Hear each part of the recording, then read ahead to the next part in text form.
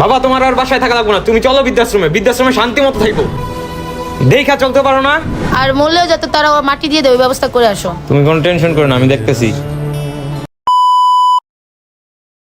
সারাদিন খালি খায় আর ঘুমায়, কাজ কাম তো নাই। বুড়াটা জ্বালায় মারতাছে আমগো। বাজারের যে অবস্থা, নিজেরাই খাইতে পারি না ভালো মতো, আবার বুড়াটারে খাওয়ান লাগে। একটা কাজ কাম করলে তো টাকা টুকা আসে কিছু। বৌমা, আমি তো বৃদ্ধ মানুষ, আমি কোনো কাজ কাম করতে পারি না। কাজ কাম না করতে পারলে বাসায় থাকেন কেন? বাইরে যেতে পারেন না? খাওন কি আকাশ থেকে পড়ে?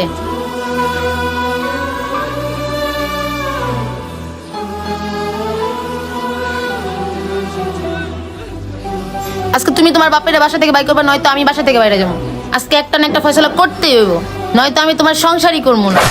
তোমাকে জ্বালায় আর বাসা ভিতরে থাকতে পারলাম না। ঘরের ভিতরে ঢুকলে একটা না একটা অশান্তি লাগায় রাখো।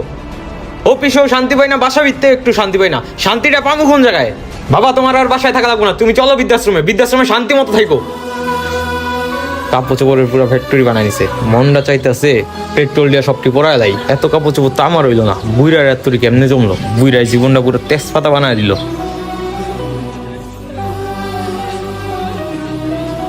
তোমার এত বড় লাগবো না, চলো বৃদ্ধাশ্রমে। খোরায় খোরায় না, এটা একটু তাড়াতাড়ি হাঁটো।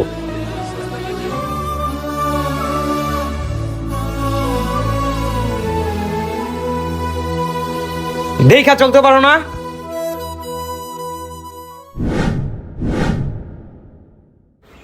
বাবা ওঠো, তোমার কাগজপত্র সবকিছু রেডি করে নিয়ে আসছি। আর কিছু টাকা রাখো, কিছু ভালো লাগলে খায় নিও। বাজান, আমার বৃদ্ধাশ্রমে না রাখ, ঘরের ছোট্ট একটা কোনায় আমি পড়ে থাকুম, তোকে ডিস্টার্ব করুম না। আমারে বাসায় রাখ বাজান। তোমার বাসায় থাকা লাগবো না, তুমি বাসায় থাকলেই একটা না একটা কেলেঙ্কারি লাগিয়ে থাকে। আর এত টেনশনের কি আছে? ছুটির দিনে তো তোমার নিতে আসমই। আসো ভিতরে আসো।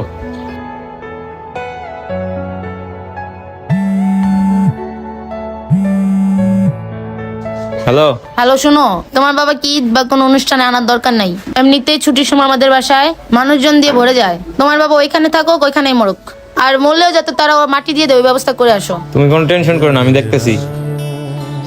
অবশেষে আপদটার বিদায় দিতে পারলাম মনে হয়।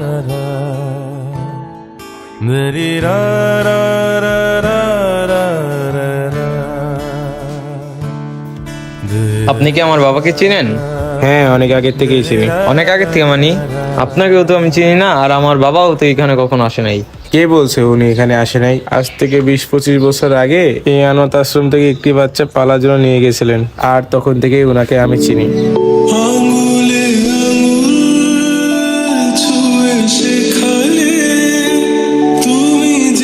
বাবা, তুমি একদিন বড় হবে, আমাদের নাম উজ্জ্বল করবে।